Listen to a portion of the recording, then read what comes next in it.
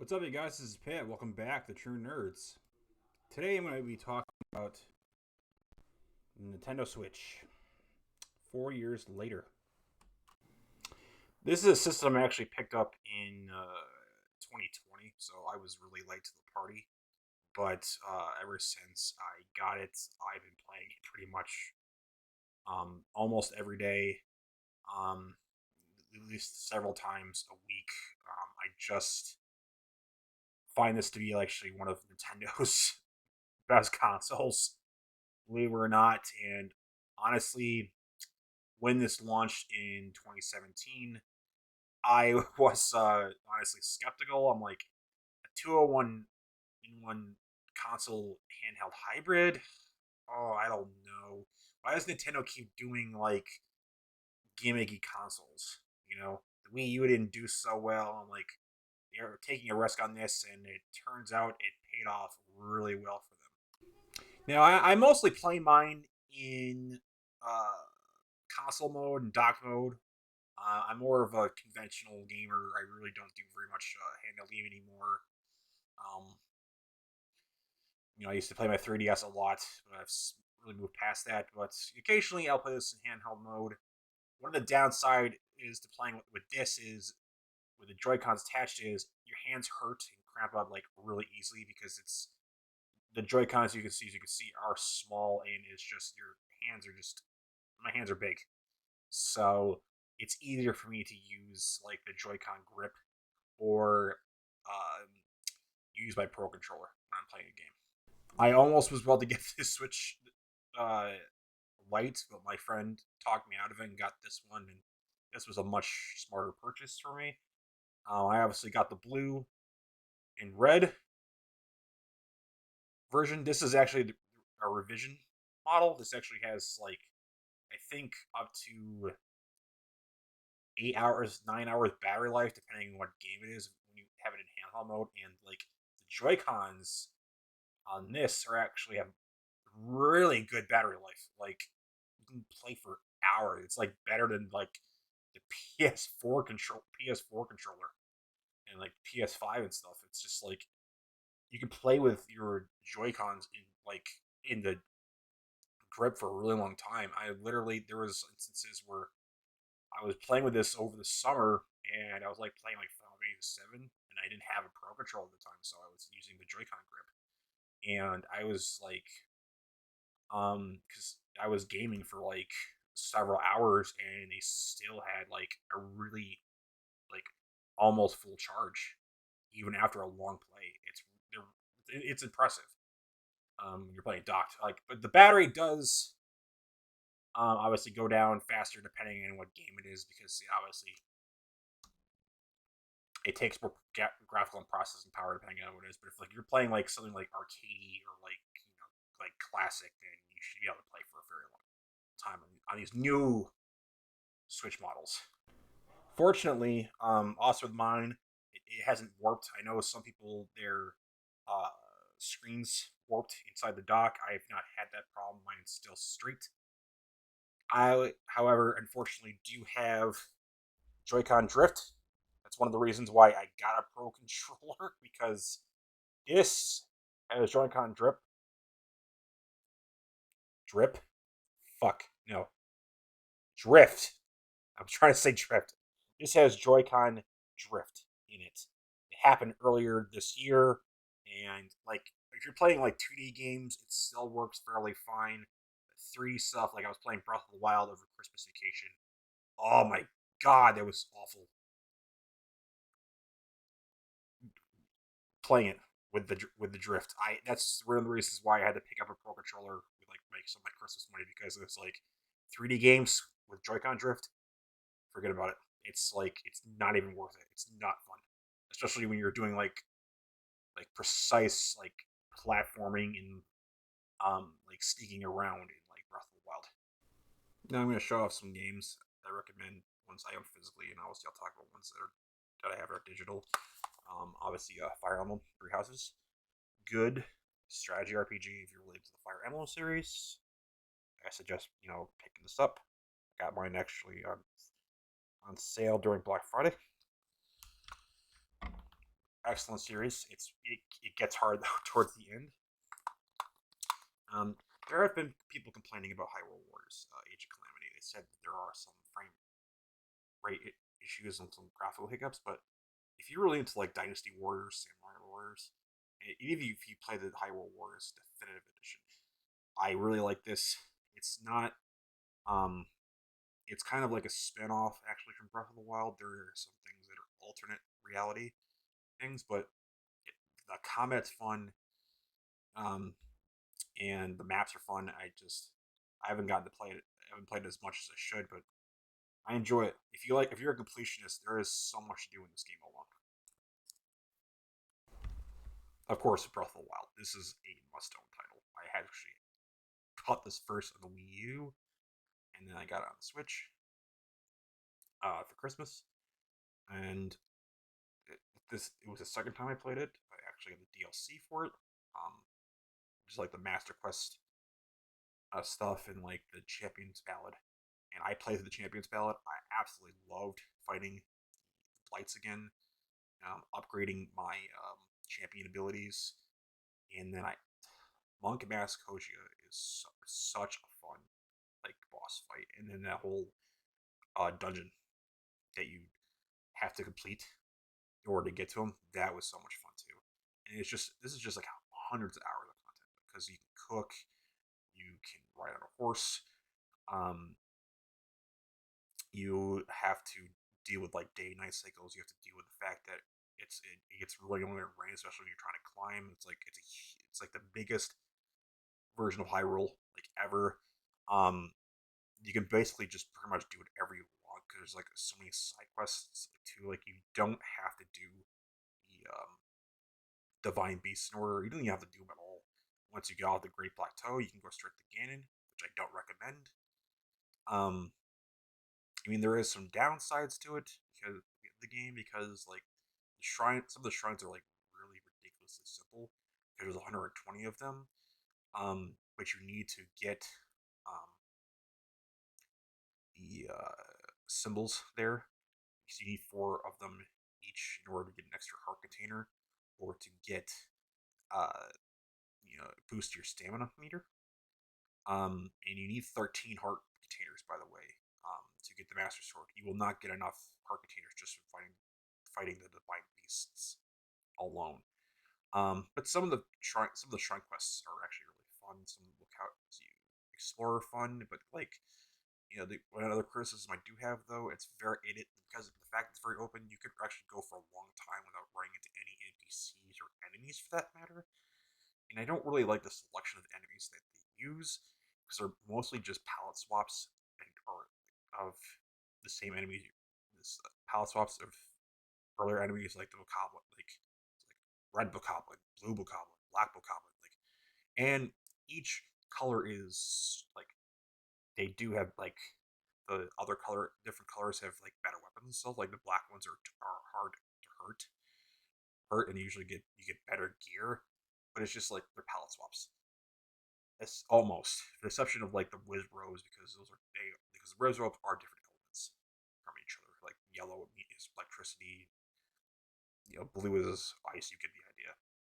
And then like once in a while you run into that tough enemy like the Lionel, which they do drop really awesome swords and shields and bows. Once in a while you run into a Hinox, the giant like Cyclops thingies, the Taluses, which are like the golems. But like it's cool that they reappear after like the Red Moon because you the whole day and night cycle thing. But it's like because that's good because that's one of the cool things because one of the things I don't like is that your weapons break, which does add some layer of strategy because you typically want to save your stronger weapons for like harder like fights and whatnot. And I would actually recommend just try to avoid fights as much as possible. Like if you play the game enough, you'll know where the best weapons are without actually really needing to get into battles. So if you know how to navigate through the Hyrule Castle, you find some really good stuff in there. Because your swords can break, your shields can break, your bows can break. So just be careful. But you can play the game any way you want. Um, it reminds me of the original Legend of Zelda, which you know I obviously it's not my favorite one, but in Breath of the Wild, it's not my favorite Zelda either. But still, it's a great time. Of course, if you want to get Zelda that's more manageable, I would get Link's Awakening. This is a remake of um, the Game Boy Color game. This is based off the DX version, which comes with the Color Dungeon Level 0. Um, it's pretty much shot for shot. I mean, there's some tweaks to like combat and like how the items, like item management. Like you don't have to switch out your thank God you don't have to switch out your gauntlet, your shield, um, like your Pegasus boots, your sword. Um, they added things in like fairy bottles, which is cool because fairy bottles act as like your potions. Which sucks that fairies don't want to revive you in this, but like you use that to heal yourself. And you get four of those. Those are new items. There's also the new items of. There's also the new. What else is a new item? There's a new thing with not items. Sorry. Um,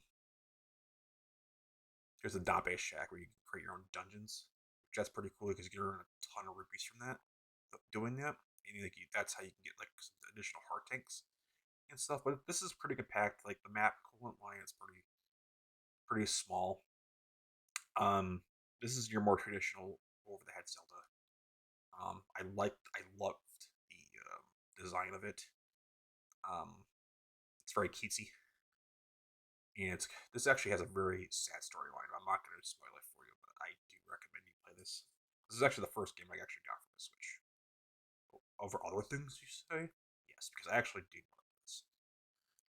But yeah, if you've our traditional Zelda experience, then yeah, play Link's Awakening for the Switch. You have it's one of those must-own games. And the last three Mario games, not Mario. Well, Mario games. Well, they are Mario games. The last three physical games I own are Mario games. And it's, of course, Mario 3D All Stars, Super Mario 3D World Plus Bowser's Fury. I almost said Inside, but it could also give Bowser's Inside Story, Mario Odyssey. Um, if you like Mario 64, you like Super Mario Sunshine, you like Super Mario Galaxy, then this is about its own. These are the like ROM like emulation ports. Like this is emulation. So it's like these are versions you can get from like a ROM site. I mean, they're still high quality, but like these are not like really like they're retooled obviously for like different controls and whatnot. But like there are some downsides to this collection. I mean, it does come with like a soundtrack built in, so you can listen to the soundtracks of the three games, which is nice. Um, Mario 64 is the only one that's not in 16 by 9 aspect ratio, which is unfortunate because there are versions of it you can get that are 16 by 9. Um, but like you can play Super Mario Sunshine and Mario Galaxy in 16 by 9 ratio. Um, Super Mario Sunshine is not one of my favorite. It's not my favorite Mario by far. However, I'm a fan of 64. And Galaxy is like Galaxy like alone is worth getting paid up this game. Um, the cool thing was like Mario Galaxy, you can actually finally play with the traditional controller. You just press the R button to use like your cursor, or you actually could play with both Joy Cons to simulate you playing with a Wii remote Wii remote and a nunchuck. It's fun. Um, another unfortunate thing about this is only available until March 31st. So if you haven't picked it up by now or downloaded it, you better do it because they're gonna stop selling this and they're gonna stop selling it digitally. So if you can find this might be a collector's item one day. This is a Wii U port. Um, they did change some things, obviously. That was the big thing is they added Bowser's Fury, which is kind of like Super Mario Sunshine 2.0 or Micro or whatever, because Baby Bowser, not Baby Bowser, Bowser Jr. helps you fight against Fury Bowser. Which it's a really cool mode, by the way. You can bait in like 6 hours. You collect these things called cat shines. If you played Super Mario 3D World on Wii U, which I mentioned most people haven't. This is a good way to play it. They did speed up like the running cycles for like the characters; they're actually faster. The jumping mechanics are actually they can actually jump a little bit farther too. I noticed, and it does look a little bit cleaner. It's a in 3D World's actually 3D World's a really good game. I would have loved it. They at some point they also bring over Super Mario 3D Land because that's a good game too. Um, and but yeah, it's a Wii U port, which the Switch does have an issue with Wii U port bring Wii U ports, which I get it. It brings it to a bigger audience, but like Toad's Treasure Tracker is a Wii U game. So was Donkey Kong Country Tropical Freeze. So was Hyrule, the original Hyrule Warriors. So was there's a couple of them where I can't. They're not coming.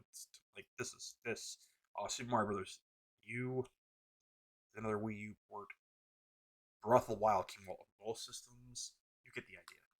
Um, so I'm hoping for more original Mario games at some point. Same thing with Zelda. I'm looking forward to Breath of the Wild 2 coming out as well. Um, but the Mario game to get. This is the must-own Mario Super Mario Odyssey. This is like the Mario 64 sequel that we've been waiting for. There's so much to do in this, even in post game. I played it again during my Christmas break, and I just love it. I love the music. I love the places you can go to. I like actually. Cappy is a really cool game mechanic. Mario controls so well in this game. Essentially because enemies are acting as power ups. I and this is so much fun. There's so much to do in this because you can collect 999 moons in this, as opposed to the standard 120 stars in other Mario games. This is a must own Switch game. And of course, the other ones are like Super Smash Bros. Ultimate. Obviously, if you're like into fighting games in Smash, get that game. If you like party stuff, Super Mario Party is okay. It's like the worst out of the Mario Party games. Animal Crossing New Horizons is doing extremely well. Um, I played through Pokemon Sword with the DLC. It's pretty good. It's really easy, but it's fun. You know. Um, I'm looking for. I will probably get like the new versions of either Diamond or Pearl. New Pokemon Snap 2 is finally coming out this year. I'm hoping Metroid Prime 4 comes out at some point. Um, I'm hoping for another Mario game, another like original Mario game. That would be pretty nice. Final Fantasies are the best. Like I said, I think if you're gonna play a Final Fantasy, play on the Switch. 7, 8, 9, 10, 10, 2, and 12 are on there right now. You should play them that way. I mean, there's a lot of cool arcade games like original Donkey Kong. There's the arcade version of Castlevania, the arcade versions of like Frogger, Galaga, Pac-Man. Um, it's a cool little system, and it's definitely worth the money, in my opinion. I hope that um, they can still keep up with the big boys, being Sony and Microsoft. I hope it goes. I hope the system goes strong for another 2 years at least, until they whatever they come up with a new one. So that with that said, this is Pit. You're one step closer to becoming a nerd. Thanks for watching.